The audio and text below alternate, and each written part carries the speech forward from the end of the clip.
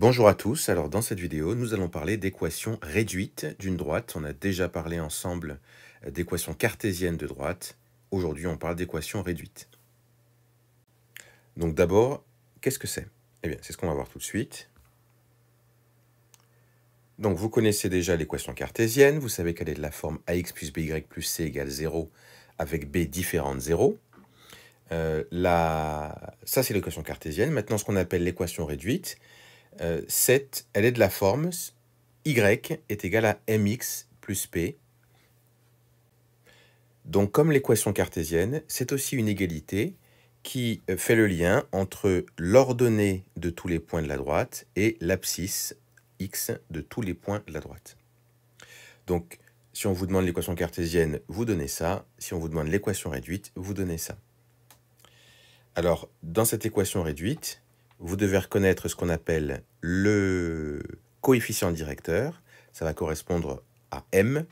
Et ce qu'on appelle aussi l'ordonnée à l'origine, ça correspond à p. Donc, par exemple, si vous avez la droite d'équation réduite y est égale à 4x plus 1, et bien là, vous pouvez dire que 4, c'est le coefficient directeur, et 1, ça va correspondre à l'ordonnée à l'origine. Alors, on verra après concrètement comment déterminer ce coefficient directeur et l'ordonnée à l'origine.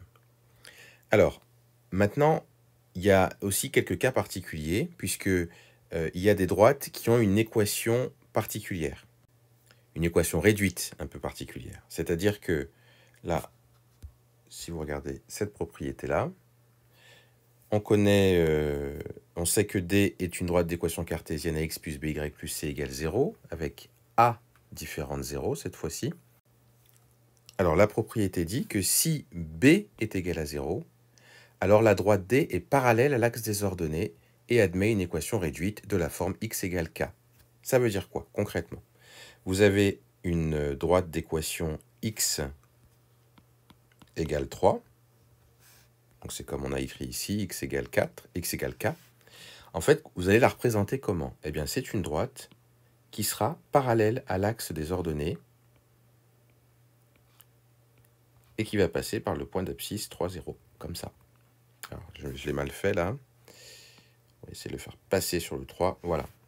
Donc à chaque fois que vous avez une droite d'équation x égale quelque chose, eh bien ça signifie que cette droite, elle est parallèle à l'axe des ordonnées. Et ça, il faudra s'en rappeler. Donc c'est juste un cas particulier d'équation réduite. Alors, comment trouver la valeur du coefficient directeur maintenant, le fameux m qu'on avait ici?